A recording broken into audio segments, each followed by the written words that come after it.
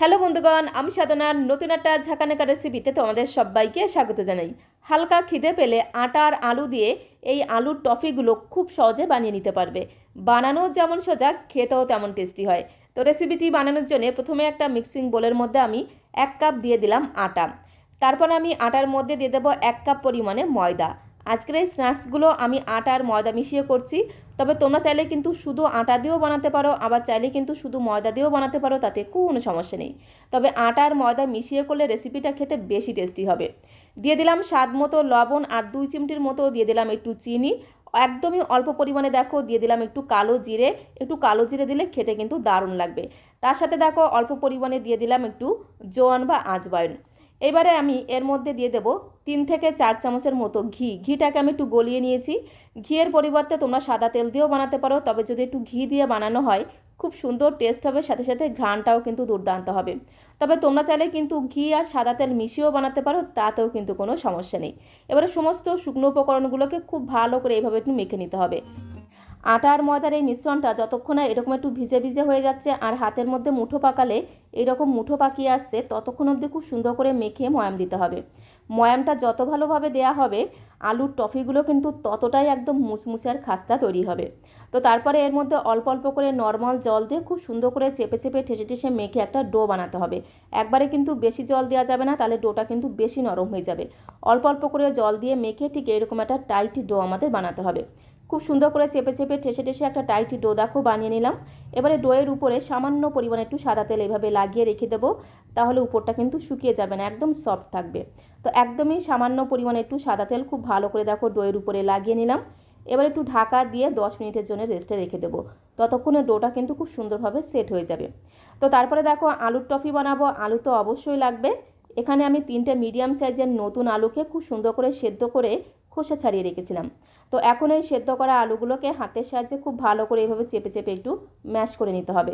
খুব বেশি যেন বড় বড় দলা না থাকে, খুব ভালো করে মেখে মেখে এইভাবে ম্যাশ করে নেব। তো দেখো খুব সুন্দর করে আলুটাকে ম্যাশ করে নিয়েছি। তো এখন আমি সরাসরি চলে আসলাম কড়াইয়ের কাছে। গ্যাসের ফ্লেমটা অন করে দিয়ে একটা কড়াই বসিয়ে দিয়েছি, আর কড়াইটা একটু গরম হয়ে গেলে কড়াইয়ের মধ্যে আমি 2 চামচ দিয়ে দিলাম রিফাইন্ড অয়েল, মানে সাদা তেল। তেলটা একটু গরম হয়ে গেলে তেলের মধ্যে আমি 2টো মিডিয়াম সাইজের পেঁয়াজকে একদম ঝিরিঝিরি করে কুচি করে দিয়ে দিলাম।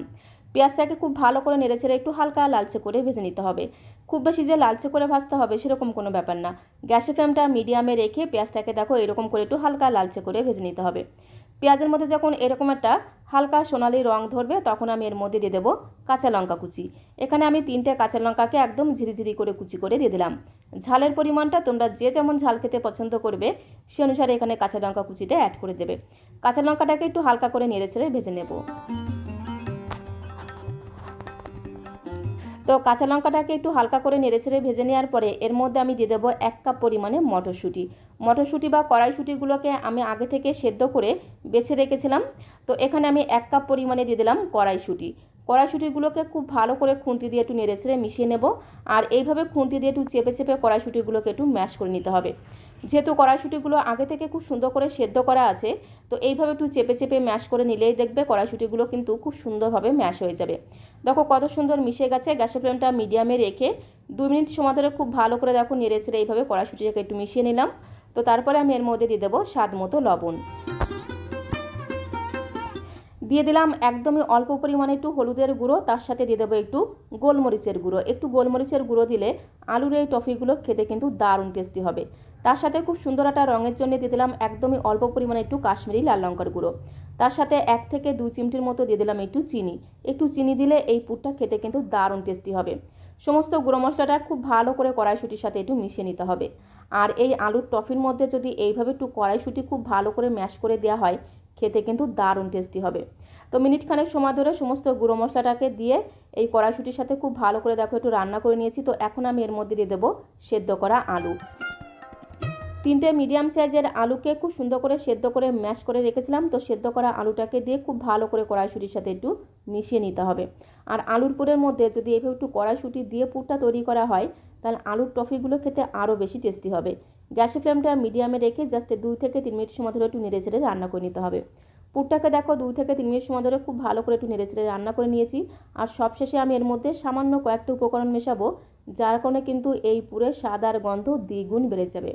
তো তো নামানোর আগে এর মধ্যে দেখো একদমই অল্প পরিমাণে একটু কসুরি মেথি হাতের সাহায্যে এইভাবে খুব ভালো করে ডলে ডলে দিতে হবে, এতে ফ্লেভারটা কিন্তু দুর্দান্ত হবে।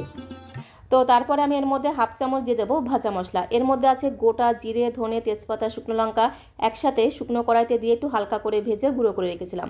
তো সেই ভাজা মশলা হাফ চামচ দিয়ে দিলাম, তার সাথে হাফ চামচ দিয়ে দিলাম চাট মশলা। ভাজা মশলা, চাট মশলা আর কসুরি মেথি দিয়ে মিনিটখানেক সময় ধরে একটু নেড়েচেড়ে মিশিয়ে নিয়েই কিন্তু গ্যাসের ফ্লেমটা বন্ধ করে দেবো। গ্যাসের ফ্লেমটা বন্ধ করে দিলাম। স্বাদে গন্ধে ভরপুর দারুণ টেস্টি আলুর পুরটা কিন্তু একদমই রেডি হয়ে গেছে। এখন একটা প্লেটের মধ্যে আমি নামিয়ে নেব। আর আলুর এই পুরটাকে প্লেটের মধ্যে নামিয়ে খুব ভালো করে ঠান্ডা করে নিতে হবে। তো বন্ধুগণ, আলুর এই টফিগুলো বানানো যেমন সোজা, খেতেও তেমন টেস্টি হয়। যখনই হালকা খিদে পাবে খুব সহজে বানিয়ে নিতে পারবে। তো আলুর পুরটাকে দেখো প্লেটের মধ্যে নামিয়ে নিলাম। এবারে খুব ভালো করে ঠান্ডা করে নেব। তো আলুর পুরটা ওদিকে ঠান্ডা হতে থাক, আর এদিকে দেখো 10 মিনিট হয়ে গেছে ঢাকা দিয়ে ডোটাকে আমি রেস্টে রেখে দিয়েছিলাম। আর 10 মিনিট রেস্টে রাখার কারণে কিন্তু ডোটা বেশ নরম হয়ে যায়। তো তার জন্য আরও একবার খুব ভালো করে চেপে চেপে ঠেসে ঠেসে ডোটাকে মেখে নিতে হবে। তো এখন এই ডো থেকে আমি লেচি কেটে নেব, আর লেচিগুলোকে আমি একটু বড় বড় করে কেটে নিচ্ছি। তোমরা চাইলে কিন্তু আর একটু ছোটো করেও কেটে নিতে পারো। তো তারপরে দু হাতের তালুতে রেখে খুব ভালো করে দেখো এইভাবে লেচিগুলোকে একটু গোল করে নিতে হবে।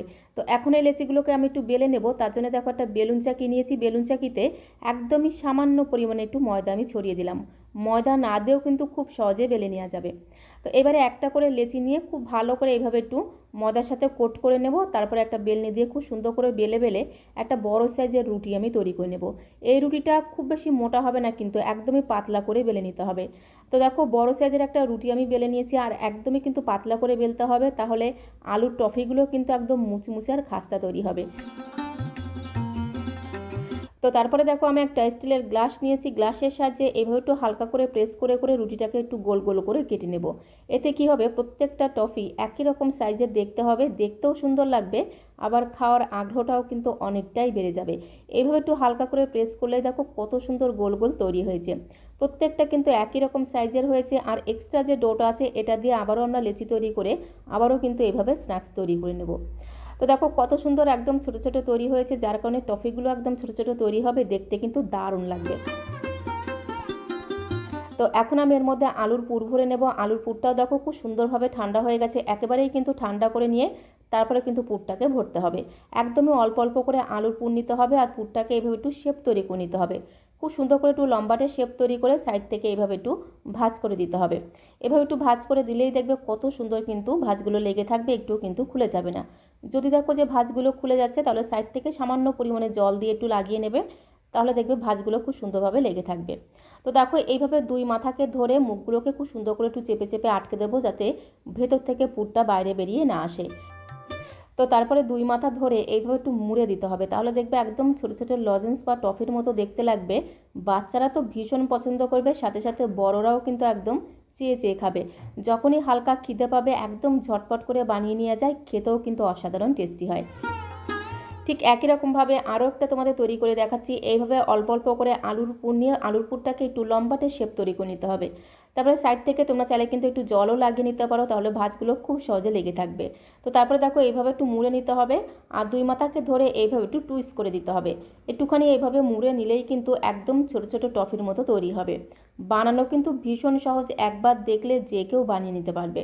তো দেখো কত সহজে কিন্তু তৈরি হয়ে গেছে। এইভাবে আমি প্রত্যেকটা টফি তৈরি করে নেব।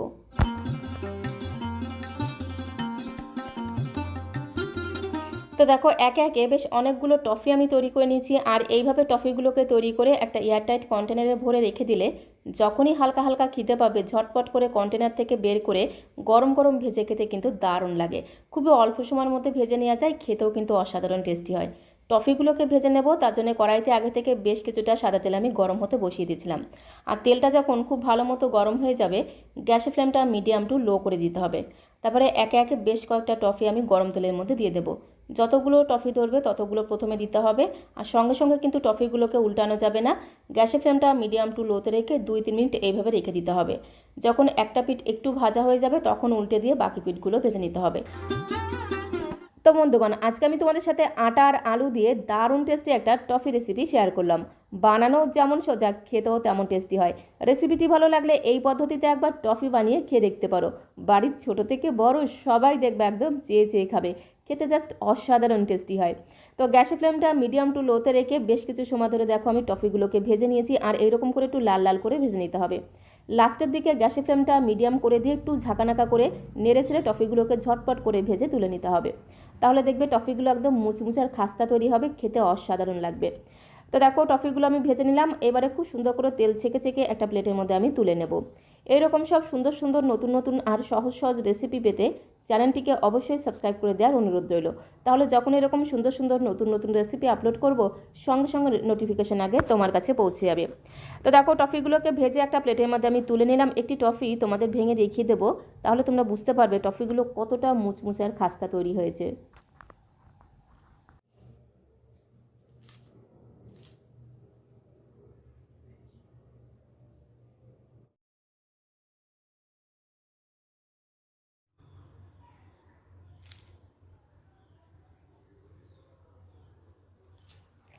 তো বন্ধুগণ, আওয়াজ শুনে তোমরা নিশ্চয়ই বুঝতে পেরেছো টফিগুলো কতটা মুচমুচে আর খাস্তা তৈরি হয়েছে।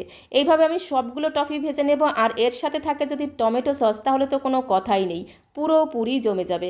রেসিপিটি ভালো লাগলে একটা লাইক আর শেয়ার করে দেওয়ার অনুরোধ রইল।